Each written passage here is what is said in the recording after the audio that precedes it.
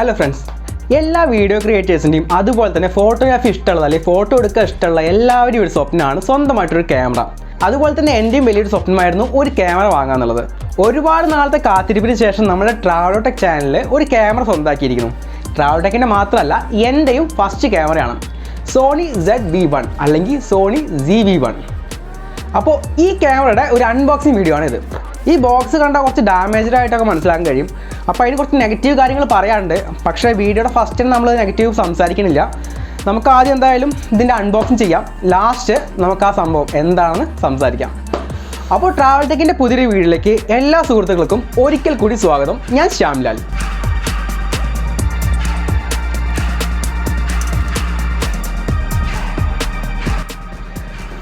അപ്പോൾ നമുക്ക് unboxing start ചെയ്യാം. അപ്പോൾ അൺബോക്സിന് മുന്നേയായിട്ട് നമുക്ക് ഈ ബോക്സ് ഒന്ന് മൊത്തത്തിൽ കാണാം. ബോക്സിൽ ബ്രാൻഡിങ് ഉണ്ട്, അവിടെ ക്യാമറയുടെ ചെറിയൊരു ഫോട്ടോ ഉണ്ട്. 2 ഇയർ വാറൻറ്റിയാണ് ഈ മോഡലിന് വരുന്നത്. 64 GB മെമ്മറി കാർഡ് ഇതിൻ്റെ ഒപ്പം കിട്ടുന്നുണ്ട്.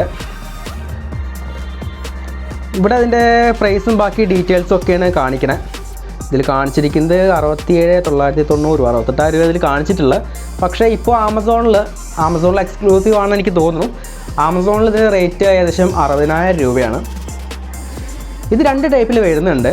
ഒന്ന് ഈ ക്യാമറ മാത്രമായിട്ട് ഇപ്പോൾ നമ്മൾ ഈ മേടിച്ചായിട്ടും, രണ്ടാമത്തെ വ്ളോഗിങ്, അതായത് വ്ളോഗേഴ്സിന് വേണ്ടി മാത്രമായിട്ട് സ്പെഷ്യൽ എഡിഷനായിട്ട് ഈ അടിയിലൊരു ഗ്രിപ്പും കൂടിയിട്ട്, അതായത് കൺട്രോൾ ചെയ്യാൻ, ക്യാമറ കൺട്രോൾ ചെയ്യാൻ, ബ്ലൂടൂത്തിൽ കൺട്രോൾ ചെയ്യാനുള്ള ഒരു ഗ്രിപ്പും കൂടി വരുന്നുണ്ട്. ആ ഒരു ഗ്രിപ്പിന് ഏകദേശം 10,000-ന് മേലെ റേറ്റ് ഉണ്ട്. അപ്പം ഞാൻ സെർച്ച് ചെയ്ത് നോക്കിയിട്ടും അതുപോലെ എനിക്ക് തോന്നിയൊരു സംഭവം നമുക്ക് അതിൻ്റെ ആവശ്യം വരുന്നില്ല എന്നുള്ളതാണ്. കാരണം ആ ഒരു ഗ്രിപ്പ് കൊണ്ട് ജസ്റ്റ് വീഡിയോ എടുക്കാം, സൂം ചെയ്യാം, അങ്ങനെ കുറച്ച് കാര്യങ്ങൾ നടക്കും എന്നുണ്ടെങ്കിൽ പോലും ഒരു 10,000 രൂപയിൽ അധികം മുടക്കി അങ്ങനെ ഒരു ഗ്രിപ്പ് വാങ്ങേണ്ട ആവശ്യമുണ്ട് എനിക്ക് തോന്നാത്ത കാരണം ഞാൻ ഇത് മാത്രമായിട്ട് വാങ്ങിയതാണ് കേട്ടോ. അപ്പോൾ ഇതിൽ കുറച്ച് ഡീറ്റെയിൽസ് ഒക്കെ കൊടുത്തിട്ടുണ്ട്. 20.1 മെഗാ പിക്സലിൻ്റെയാണ് ഇതിൻ്റെ സെൻസർ വരുന്നത്. അതുപോലെ തന്നെ 24 മുതൽ 77 mm ലെൻസും കാര്യങ്ങളൊക്കെ ആയിട്ട് വരുന്നുണ്ട്. അതുപോലെ ഈ ക്യാമറയിൽ 315 ഓട്ടോ ഫോക്കസ് പോയിൻറ്റ്സ് വരുന്നുണ്ട്. അതുപോലെ തന്നെ ഈ ക്യാമറ നമ്മുടെ കണ്ണ് ട്രാക്ക് ചെയ്തിട്ടാണ് വർക്ക് ചെയ്യുന്നത്. അതുകൊണ്ട് ഓട്ടോ ഫോക്കസിങ്ങും കാര്യങ്ങളൊക്കെ പക്കയായിരിക്കും എന്നുള്ളത് ഉറപ്പാണ്. പിന്നെ വരുന്ന സംഭവം എന്താ വെച്ചാൽ ബൊക്കെ സ്വിച്ചാണ്. അതായത് ഒറ്റ സ്വിച്ച് അമർത്തിയിട്ട് നമുക്ക് ബൊക്കെ എഫക്റ്റ് ഉണ്ടാക്കാൻ പറ്റും. അതായത് നമ്മൾ ലെൻസിൽ കൂടുതൽ അഡ്ജസ്റ്റ്മെൻറ്റും കാര്യങ്ങളൊന്നും ചെയ്യേണ്ട ആവശ്യമില്ല, ഓട്ടോമാറ്റിക് തന്നെ ക്യാമറ സെറ്റ് ചെയ്തോളും. പിന്നെ ഇതിലൊരു പ്രത്യേകത എന്ന് പറയാൻ മൈക്രോഫോൺ ജാക്ക് ഉണ്ട്. അതായത് നമുക്ക് മൈക്കൊക്കെ എക്സ്ട്രാ കണക്ട് ചെയ്യാൻ പറ്റും എന്ന്. അത് വ്ളോഗിങ്ങൊക്കെ ഒരുപാട് ഉപകാരപ്പെടുമെന്ന് ഞാൻ വിചാരിക്കുന്നു. അപ്പോൾ ഇത്രയൊക്കെയാണ് ഈ ബോക്സിൻ്റെ പുറത്ത് കാണുന്നുള്ളത്. ഇനി നമുക്ക് സീൽ ഓപ്പൺ ചെയ്തിട്ട് അൺബോക്സ് ചെയ്യാം.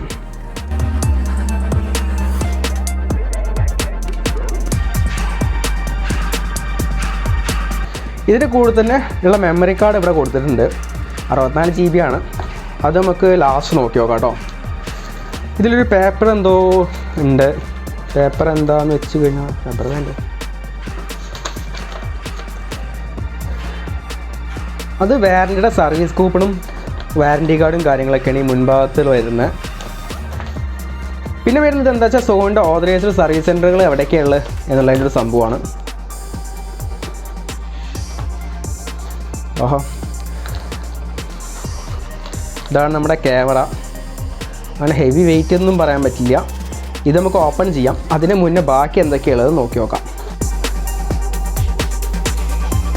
ഇതൊരു വിൻസ്ക്രീനാണുള്ളത്. അതായത് നമ്മുടെ ഓഡിയോയിൽ നോയ്സ് ഒന്നും വരാതിരിക്കാൻ വേണ്ടിയിട്ട് ഉപയോഗിക്കാനുള്ളത്. അത്യാവശ്യം നല്ല ക്വാളിറ്റി ഉണ്ടെന്ന് തോന്നുന്നുണ്ട് കണ്ടിട്ട്.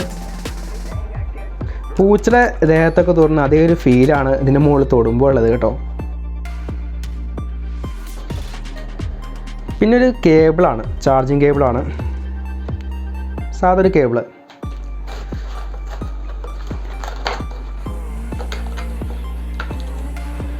പിന്നെ ഒരു ബാറ്ററി വരുന്നുണ്ട്. NP-BX1 എന്നാണ് ബാറ്ററിയുടെ നെയിം. ഇതിൻ്റെ ഒപ്പം ഒരു ബാറ്ററി മാത്രമേ വരുന്നുള്ളൂ കേട്ടോ. നമ്മളെ വ്ളോഗിങ് കിറ്റ് വാങ്ങുകയാണെങ്കിൽ അതിൽ 2 ബാറ്ററി ഉണ്ടെന്നാണ് അറിഞ്ഞത്. ഒരു ബാറ്ററിയിൽ ഏകദേശം 4K 1 മണിക്കൂറൊക്കെ റെക്കോർഡ് ചെയ്യാൻ പറ്റുമെന്നാണ് ഞാൻ വീഡിയോസിലൊക്കെ കണ്ടിട്ടുള്ളത്. അപ്പോൾ നമുക്കൊന്ന് ടെസ്റ്റ് ചെയ്ത് നോക്കാം. എന്തായാലും കുഴപ്പമില്ല, ഒരു ബാറ്ററി ഇനി ആവശ്യമുണ്ടെങ്കിൽ ഒന്നും കൂടി വാങ്ങാവുന്നതല്ലേ ഉള്ളൂ. ഇത് നമ്മളുടെ സോണിൻ്റെ RX100 വരുന്ന സെയിം ബാറ്ററിയാണ് കേട്ടോ അത്.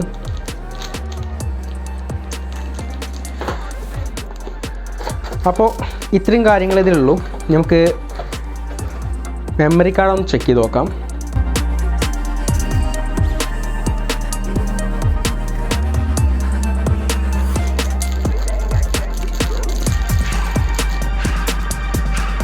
ഇത് സോണിയുടെ തന്നെ ഒരു മെമ്മറി കാർഡാണ്, 64 GB. അപ്പോൾ ഇത്രയും കാര്യങ്ങളാണ് ഈ ബോക്സിൽ ഉണ്ടായിരുന്നത്. ഇനി നമുക്ക് നമ്മളുടെ മെയിൻ ഐറ്റമായ ക്യാമറ ബോഡി സോണി ZV-1 എന്ന ഈ ഐറ്റം ഓപ്പൺ ചെയ്ത് നോക്കാം. വാവ്, അടിപൊളി പൊളി സാധനം.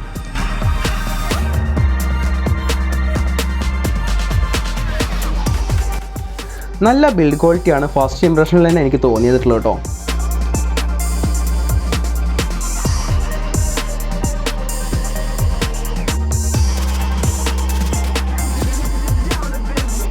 ഇവിടെ C1 എന്ന് പറഞ്ഞിട്ടൊരു സ്വിച്ച് കാണുന്നുണ്ട്. ഇത് ബൊക്കെ എഫക്റ്റിനുള്ളതാണെന്ന് എനിക്ക് തോന്നുന്നത്. നമുക്ക് ചെക്ക് ചെയ്യാം. മുകളിലായിട്ട് ഒരു ഫോട്ടോ എടുക്കാനുള്ളൊരു ബട്ടൺ ഉണ്ട്. അതിൽ തന്നെ ഒരു റിങ് വരുന്നുണ്ട്, അത് സൂമിങ്ങിന് വേണ്ടിയിട്ടുള്ളതാണ്.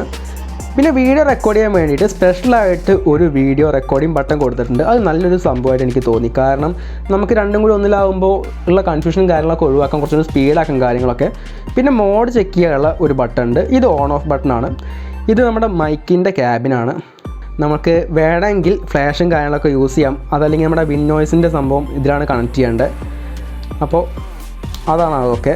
പിന്നെ വരുന്നത് എന്താണെന്ന് വെച്ച് കഴിഞ്ഞാൽ അടിഭാഗത്ത് ട്രൈപോഡിൻ്റെ മൗണ്ട് ഉണ്ട്. പിന്നെ ബാറ്ററി ക്യാബിനാണ് ഇവിടെ ഉള്ളത്. മെമ്മറി കാർഡ് ഇത് തന്നെ. എല്ലാം സാധാരണ ക്യാമറയിൽ വരുന്ന പോലെ തന്നെയാണ് വരുന്നത്.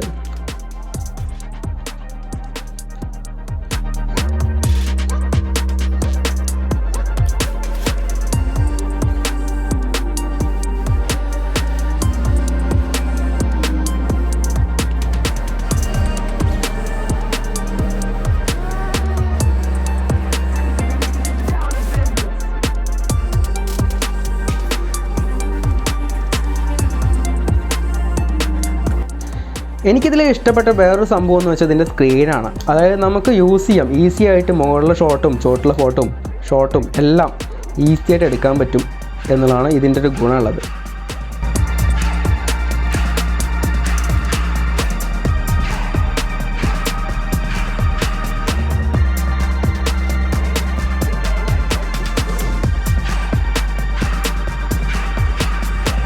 ഇനി പുറകുവശത്ത് എന്തൊക്കെയുള്ളത് നോക്കുകയാണെങ്കിൽ ഇവിടെ ചെറിയൊരു ഗ്രിപ്പ് കൊടുത്തിട്ടുണ്ട്. അത് നമുക്ക് ക്യാമറ പിടിക്കാനുള്ള സംഭവം വളരെയധികം യൂസ്ഫുൾ ഉള്ള സാധനമാണ്. കാരണം എന്താ വെച്ചാൽ ഈ ഗ്രിപ്പ് ഉണ്ടെങ്കിൽ നമുക്ക് പിടിക്കാൻ കുറച്ചുകൂടി കോൺഫിഡൻസും കാര്യങ്ങളും ഈസിയും ഒക്കെയാണ്. ഇവിടെ ഒരു മെനുവിൻ്റെ സ്വിച്ച് ഉണ്ട്, ഫങ്ഷൻ സ്വിച്ച്.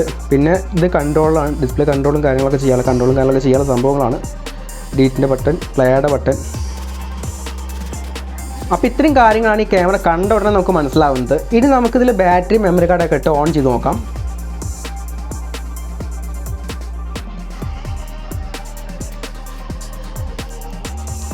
പ്രസ്സാണ് ബാറ്ററി. ഇതെല്ലാം എല്ലാ ക്യാമറയിലും വരുന്ന പോലെ തന്നെ വരുന്നത്, വലിയ മാറ്റങ്ങളൊന്നുമില്ല. ക്യാബിൻ ക്ലോസ് ചെയ്യാം. അപ്പോൾ ഇതിൽ എനിക്ക് ഇഷ്ടമാവാത്തൊരു സംഭവം എന്താണെന്ന് ചോദിച്ചു കഴിഞ്ഞാൽ ഈ ടച്ച് സ്ക്രീൻ വെറും ഫോക്കസ് ചെയ്യാൻ വേണ്ടി മാത്രമേ ഉപയോഗിക്കാൻ കഴിയുള്ളൂ. അതല്ലാതെ നമുക്കിതിലെ ഓപ്ഷൻസ് എടുക്കാനോ കാര്യങ്ങളൊന്നും കഴിയില്ല. അതൊക്കെ എന്താ നമ്മുടെ ഇവിടുത്തെ ഈ ജോയ്സ്റ്റിക്ക് പോലത്തെ ഈ സംഭവം, ഈ സ്വിച്ച് ഉപയോഗിച്ച് വേണം ചെയ്യാൻ വേണ്ടിയിട്ട്.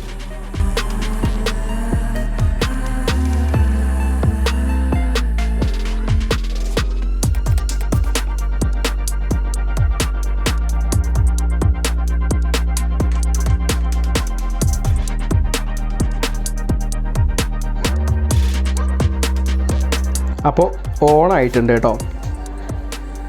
നമുക്കിനി ഒന്ന് ഓഫ് ചെയ്ത് ഒന്നുകൂടി ഓൺ ചെയ്ത് നോക്കാം.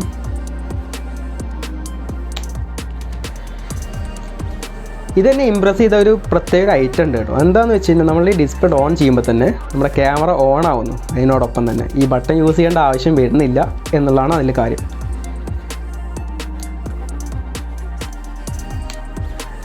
ഇപ്പോൾ ബാറ്ററി ലോ ആണ്. നമുക്ക് ചാർജ് ചെയ്തതിന് ശേഷം റിവ്യൂ വിശദമായിട്ട് പിന്നീട് ചെയ്യാം. എല്ലാം കൂടി ആയിക്കഴിഞ്ഞാൽ വീഡിയോയുടെ ലെങ്ത്ത് ഒരുപാട് ആവണമുണ്ട്. നമുക്ക് റിവ്യൂ നമുക്ക് മറ്റൊരു വീഡിയോയിൽ ചെയ്യാം. ഇപ്പോൾ ജസ്റ്റ് ഒരു അൺബോക്സിങ്ങും ഇതിനെക്കുറിച്ചുള്ള ബേസിക് കാര്യങ്ങളും പറയുന്നത് മാത്രമേ ഉൾപ്പെടുത്തുന്നുള്ളൂ കേട്ടോ. അതേപോലെ തന്നെ ഇത് ക്ലോസ് ചെയ്യുമ്പോൾ ഓട്ടോമാറ്റിക് ഓഫ് ആവുകയും ചെയ്യും. അടിപൊളിയല്ലേ? ഇനിയിപ്പോൾ ഞാൻ നെഗറ്റീവ് പറയാണ്ടെന്ന് പറഞ്ഞ പോയിന്റ് പറയാം. നെഗറ്റീവ് ഒരിക്കലും ക്യാമറയെക്കുറിച്ചല്ല കേട്ടോ. കാരണം ക്യാമറയ്ക്ക് അടിപൊളിയാണ്. ഞാൻ അത് ആമസോണിൽ നിന്നാണ് വാങ്ങിയത്. ആമസോണിൽ മാത്രമേ ഇത് അവൈലബിൾ ആയിട്ടുള്ളൂ എന്നാണ് എൻ്റെ അറിവ്. അപ്പോൾ ആമസോണിൽ ഈ ഐറ്റം വന്നത് ബ്ലൂ ഡേറ്റ് എന്ന് പറയുന്ന ഒരു പാർസൽ സർവീസ്, കൊറിയർ സർവീസ് എന്നാണ് വന്നത്. അവരുടെ സർവീസിൻ്റെ പ്രശ്നങ്ങളാണ് ഞാൻ പറയണത്. അവർ ഒന്നാമത് വന്നിരിക്കുന്നത്, ഒരു മിനിറ്റ്, ഒന്നാമത് വന്നിരിക്കുന്ന ഇതുപോലത്തെ ഒരു കവറിൽ ചുമ്മാ ഈ ബോക്സ് ഇട്ടിട്ടാണ് വന്നിരിക്കുന്നത്. ഒന്നുമല്ലെങ്കിൽ ഇത്രയും കോസ്റ്റ്ലി ആയിട്ടൊരു ക്യാമറയാണ് ഐറ്റം. അപ്പോൾ ഒരു നല്ലൊരു പാക്കിങ് ചെയ്യുന്നത് നന്നായിരിക്കും.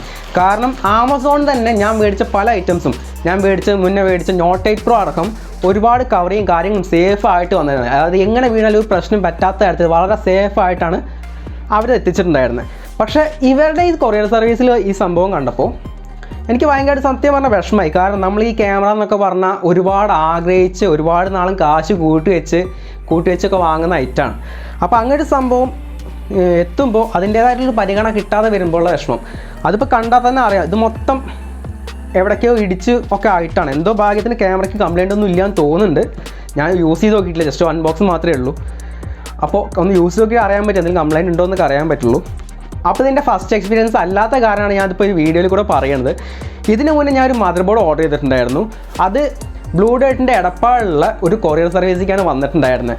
അപ്പോൾ അവരുടെ ആ കൊറിയർ സർവീസിൽ ഏകദേശം ഒരു 3 ദിവസം അവിടെ ഇരുന്ന് ഈ സാധനം 3-4 ദിവസം ഇരുന്നിട്ട് എനിക്ക് കോൺടാക്ട് ചെയ്തിട്ടില്ല. എന്നെ വിളിക്കുകയോ അല്ലെങ്കിൽ മെസ്സേജ് ചെയ്യുകയോ ഒന്നും ചെയ്യാതെ ഈ സാധനം എന്നെ കോൺടാക്ട് ചെയ്ത് കിട്ടിയില്ല എന്ന് പറഞ്ഞിട്ട് റിട്ടേൺ അയച്ചു അവർ. അതെനിക്ക് അത്രയും ഇമ്പോർട്ടൻ്റ് ആയിട്ട് അർജൻറ്റായിട്ട് വേണ്ടിയിരുന്നൊരു മദർ ബോർഡായിരുന്നു. അപ്പോൾ അന്ന് എനിക്ക് ഭയങ്കരമായിട്ട് ഫീലായി. കാരണം എന്താ വെച്ചാൽ നമ്മളോടൊന്നും പറയാതെ അയക്കുകയാണ്. എന്നിട്ട് ഞാൻ ആമസോണിന് കോൺടാക്ട് ചെയ്തിട്ട് അപ്പോൾ ആമസോണിലാണ് എനിക്ക് മറുപടി കിട്ടിയത് ഈ സാധനം റിട്ടേൺ പോയിട്ടുണ്ട്. അതിന് ഞാൻ അറിഞ്ഞിട്ടില്ലായിരുന്നു. നമ്മൾ ആ ട്രാക്ക് ചെയ്യുന്ന സംഭവത്തിലൊന്നും വന്നിട്ടില്ലായിരുന്നു. അതിൽ എന്നും വരുന്നത് എന്താ വെച്ചാൽ ഞങ്ങൾ ട്രൈ ചെയ്തു, കിട്ടിയില്ല, അങ്ങനെയാണ്. അപ്പോൾ എനിക്ക് കോൾ കൂടി വന്നിട്ടില്ല എന്നുള്ളത് വേറെ കാര്യമാണ് കേട്ടോ. അപ്പോൾ അങ്ങനെ വന്നിട്ട് 3-4 ദിവസത്തിന് ശേഷം ഈ സാധനം റിട്ടേൺ പോയി. ഞാൻ ആമസോണിനെ കോൺടാക്ട് ചെയ്തതിന് ശേഷം എനിക്ക് കാശൊക്കെ കിട്ടി. അതിലൊന്നും പ്രശ്നമില്ല. ആമസോൺ എന്ന കാര്യത്തിലൊക്കെ പെർഫെക്റ്റ് ആണ്. ഞാൻ ആമസോണിനല്ല പറയുന്നത്, ഈ കൊറിയർ പാർട്ട്ണറിലാണ് പറയുന്നത്. അപ്പോൾ ഈ ബ്ലൂ ഡേർട്ടിന് അങ്ങനത്തെ ഒരു അനുഭവം എനിക്കുണ്ട്. അതേപോലെ തന്നെ സംഭവമാണ് ഇപ്പോഴും വന്നിരിക്കുന്നത്. ഇപ്പോൾ വന്നിരിക്കുന്നത് എടപ്പാളല്ല, ഇപ്പോൾ വന്നിരിക്കുന്നത് വളാഞ്ചേരിയിലെ ബ്ലൂ ഡേർട്ടിൻ്റെ ഒരു കൊറിയർ ഓഫീസിലേക്കാണ് ലാസ്റ്റ് വന്നത്. 19-ാം തീയതിയാണ് ഈ സാധനം അവിടെ എത്തിയത് എന്ന് നമ്മളുടെ അവരുടെ തന്നെ സൈറ്റിലെ ട്രാക്കിങ്ങിലും വരുന്നുണ്ട്. അതുപോലെ തന്നെ നമ്മുടെ ആമസോണിലെ ട്രാക്കിങ്ങിലും വരുന്നുണ്ട്. പക്ഷേ അതിനുശേഷം ഇന്നിപ്പോൾ ഞാൻ കിട്ടുന്ന സമയത്ത് 20-ാം തീയതിയാണിത് ഡെലിവറി ഡേറ്റ് പറഞ്ഞിട്ടുണ്ടായിരുന്നത്. 20-ാം തീയതി ഡെലിവറി ഡേറ്റ് പറഞ്ഞിട്ട് ഞങ്ങൾ വെയിറ്റ് ചെയ്തു. ഞാൻ എൻ്റെ ഒരു ഫ്രണ്ടും കൂട്ടിയാണ് ഓർഡർ ചെയ്തത്. അപ്പോൾ ഞങ്ങൾ രണ്ടാളും കൂടിയിട്ട് വരും എന്നുള്ളത് വെയിറ്റ് ചെയ്തു. പക്ഷേ ഈ സാധനം വന്നില്ല. അതുപോലെ തന്നെ ഇത് കൊടുത്തിരിക്കുന്ന ഓഫീസ് അഡ്രസ്സിലായിരുന്നു കേട്ടോ. ഓഫീസ് അഡ്രസ്സിൽ കൊടുത്താലുള്ള ഗുണം എന്താണെന്ന് വെച്ച് കഴിഞ്ഞാൽ തിങ്കൾ മുതൽ വെള്ളി വരെ, അതുപോലെ തന്നെ 9 മണി മുതൽ 5 മണി വരെ അതിൻ്റെ ഡെലിവറി നടത്തണം, അല്ലെങ്കിൽ നടത്തും എന്നാണ് എനിക്ക് മനസ്സിലാക്കുമ്പോൾ. അങ്ങനെയാണ് കേട്ടോ. വീടുകളാണെങ്കിൽ അങ്ങനത്തെ ആ ഒരു സംഭവം ഇല്ല. ആ ഒരു പ്രശ്നം ഉള്ളതുകൊണ്ടാണ് ഓഫീസ് അഡ്രസ്സ് കൊടുത്ത് ഓഫീസിലേക്ക് ആക്കിയത്. പക്ഷേ ഡെലിവറിൻ്റെ ടൈം കൊടുക്കുന്നത് 9 മണിയാണ്, രാത്രി 9 മണി. പക്ഷേ രാത്രി 9 മണിയുടെ അതുവരെയും ഞങ്ങൾക്ക് കോളോ കാര്യങ്ങളോ ഒന്നും വന്നില്ല. പക്ഷേ അവരുടെ സൈറ്റിൽ അപ്ഡേറ്റ് ആയത് ഞങ്ങളെ കോൺടാക്ട് ചെയ്ത് കിട്ടിയില്ല എന്നാണ്. അപ്പോൾ എനിക്ക് മുമ്പ് ഇതേ ബ്ലൂ ഡേർട്ടിൻ്റെ ഒരു എക്സ്പീരിയൻസ് ഉള്ളത് കാരണം ഞാൻ ഇന്ന് അവരുടെ ഓഫീസിലേക്ക് പോയി, വളാഞ്ചേരിക്ക് പോയി. അപ്പോൾ വളാഞ്ചേരി പോയിട്ട് അവരുടെ അടുത്ത് ചോദിച്ചു നോക്കുമ്പോൾ അവർ പറഞ്ഞതെന്ന് വെച്ചാൽ ഇന്ന് ഈ സാധനം കൊണ്ടുവരാൻ നിൽക്കുകയായിരുന്നു അവർ. അത് അവരുടെ അടുത്ത് ഏത് സാധനം വന്നാലും എപ്പോൾ വന്നാലും ഒരു 3 ദിവസം അല്ലെങ്കിൽ 4 ദിവസം കഴിഞ്ഞിട്ടേ അവരിത് ഡെലിവറി ചെയ്യുള്ളൂ എന്നാണ് അവർ പറയുന്നത്. അപ്പോൾ അവരിത് ഇന്ന് കൊണ്ടുവരാമെന്ന് പറഞ്ഞിട്ട് ഈ സാധനം തിരഞ്ഞു പിടിക്കാൻ ഏകദേശം 1/2 മണിക്കൂർ എടുത്ത്. ഇതേതോ മുക്കിലാണ് കടന്നിരുന്നത്. ഇന്ന് പോകേണ്ട സാധനമാണെങ്കിൽ ഒരിക്കലും ഇത് അവിടെ ഇവിടെയും കൊണ്ടേ ഇടില്ലല്ലോ, ഇന്ന് എല്ലാം അറേഞ്ച് ചെയ്ത് വെക്കേണ്ടതല്ലേ. അപ്പോൾ ഞാൻ പറയുന്നത് അവരുടെ സർവീസിൻ്റെ കാര്യമാണ്. അതിപ്പോൾ എൻ്റെ മാത്രമല്ല, ഞാൻ ഫേസ്ബുക്കിലും കാര്യങ്ങളൊക്കെ നോക്കി, അപ്പോഴൊക്കെ ഫുൾ നെഗറ്റീവാണ് ഇവരെ കുറിച്ച് പറയുന്നത്. പിന്നെ ഗൂഗിളിൽ അവരുടെ ഷോപ്പിൻ്റെ ഞാൻ ചെക്ക് ചെയ്തിട്ട് അതിൽ നോക്കുമ്പോൾ അതിലും ഫുൾ നെഗറ്റീവാണ്. അപ്പോൾ ഇവരുടെ സർവീസ് ഒന്നുകൂടി നന്നായിട്ട് ഇമ്പ്രൂവ് ചെയ്യുകയാണെങ്കിൽ നന്നായിരിക്കും. ഈ ആമസോണിൽ നമുക്ക് സർവീസ് പാർട്ട്ണറെ ചൂസ് ചെയ്യാനുള്ള ഓപ്ഷൻ ഇല്ല എന്നാണ് എനിക്ക് തോന്നുന്നത്. അതുകൊണ്ട് തന്നെ നമുക്ക് ഇന്നയാളെ വേണമെന്ന് പറയാൻ പറ്റില്ല. അതൊരു നെഗറ്റീവ് സൈഡാണ് ആമസോണിൻ്റെ സൈഡെന്നും. അപ്പോൾ നിങ്ങൾക്ക് ആർക്കെങ്കിലും ഇതുപോലത്തെ എന്തെങ്കിലും പ്രശ്നം ബ്ലൂ ഡേർട്ടിൻ്റെ അടുത്ത് വന്നിട്ടുണ്ടോ എന്ന് ഒന്ന് കമൻറ്റ് ചെയ്യൂ. എനിക്കിത് 2ാമത്തെ തവണയാണ്, അതുകൊണ്ടാണ് ഇത്ര ഫ്രസ്ട്രേഷനിൽ ഞാൻ സംസാരിക്കുന്നത്. നമ്മൾ സാധനം ഓർഡർ ചെയ്തിട്ട് ആ കിട്ടാനുള്ള എക്സൈറ്റ്മെൻറ്റിൽ നിൽക്കുന്ന സമയത്ത് ഇത് നമുക്ക് കിട്ടാൻ നമ്മളൊന്ന് പറയുക കൂടി ചെയ്യാതെ റിട്ടേൺ അയക്കുമ്പോഴുള്ള ഒരു മാനസികാവസ്ഥ ആലോചിച്ചാൽ മനസ്സിലാവും. അപ്പോൾ അതുകൊണ്ട് പറഞ്ഞാണ്, വേറെ പ്രശ്നമൊന്നുമില്ല. 2ാമത്തെ മെയിൻ പ്രശ്നം ബോക്സ്. ഇതുപോലെ ഇത്രയും വില കൂടിയ സാധനങ്ങൾ ഈ 60,000 രൂപ പറഞ്ഞു കഴിഞ്ഞാൽ ചെറിയ എമൗണ്ടല്ല. എന്നെ അപേക്ഷിച്ചല്ല, ഇനിയിപ്പോൾ എത്ര എമൗണ്ട് ആണെങ്കിൽ തന്നെ നമ്മൾ ജോലി ചെയ്തുണ്ടാക്കിയ കാശിൻ്റെ നല്ല വിലയാണ്. അതുകൊണ്ട് തന്നെ ഒന്ന് നന്നായിട്ട് പാക്ക് ചെയ്ത് അയക്കുകയാണെങ്കിൽ വളരെ നന്നായിരിക്കും. ഇതെന്തെങ്കിലും ഡാമേജ് പറ്റുമോ ഒന്നും അറിയില്ല. സാധാരണ ആമസോണിൻ്റെ എല്ലാ പാക്കിങ്ങും ചെറിയ ഐറ്റം ആണെങ്കിൽ പോലും വലിയ ബോക്സ് ഉണ്ടാവല്. ഇതിപ്പോൾ എന്താണെന്നറിയില്ല, ഇത്രയും വിലയുടെ സംഭവം ഒരു ഉത്തരവാദിത്വം ഇല്ലാതെ ഇതുപോലെ ചെറിയൊരു ബബിൾസ് ഉള്ള ഒരു കവറാണ്, പക്ഷേ കാര്യമൊന്നുമില്ല. കാരണം ഇത് കുറച്ച് വെയിറ്റുള്ളതാണ്, നിലത്ത് വീണതിനൊക്കെ പണി കിട്ടാൻ ചാൻസ് ഉണ്ട്. ബോക്സ് ശ്രദ്ധിച്ചാൽ തന്നെ നിങ്ങൾക്ക് അറിയാൻ പറ്റും ബോക്സിന് എത്രത്തോളം ഡാമേജ് പറ്റിയിട്ടുണ്ട് എന്നുള്ളത്. അപ്പോൾ ഇതൊക്കെയാണ് നെഗറ്റീവ് സൈഡ് ഞാൻ പറഞ്ഞത്. അത് കൊറിയറിൻ്റെയാണ് പറയണത്, അതായത് ആമസോണിൻ്റെയോ ക്യാമറയുടെ അല്ല. ക്യാമറ പൊളി സാധനമാണ്. ക്യാമറയുടെ വിശദമായിട്ടുള്ള വീഡിയോ നമുക്ക് അടുത്ത വീഡിയോയിൽ ചെയ്യാം. കാരണം എന്താണെന്ന് വെച്ച് കഴിഞ്ഞാൽ ഞാൻ ഒന്ന് ഓൺ ചെയ്തിട്ട് ഒന്ന് ഉപയോഗിച്ച് നോക്കിയിട്ട് എങ്ങനെയുണ്ട് ഐറ്റം, എന്തൊക്കെയാണ് സംഭവങ്ങൾ, എവിടെയൊക്കെയാണ് എന്തൊക്കെ സാധനമൊക്കെ ഒന്ന് മനസ്സിലാക്കിയതിന് ശേഷം നിങ്ങൾക്ക് പറഞ്ഞുതരാം. അപ്പോൾ നമ്മുടെ ഈ ക്യാമറയുടെ ഈ വീഡിയോ മൊത്തമായിട്ട് കണ്ട എല്ലാവർക്കും നന്ദി. അപ്പോൾ നമുക്ക് ഈ ക്യാമറയുടെ ഒരു റിവ്യൂ വീഡിയോ ഉടൻ തന്നെ പ്രതീക്ഷിക്കാം നമ്മുടെ ചാനലിൽ.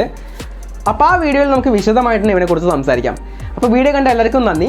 അടുത്തൊരു വീഡിയോയിൽ കാണുന്നതായിരിക്കും. Signing off. ഞാൻ ശ്യാംലാൽ ഫ്രം ട്രാവൽ ടെക്.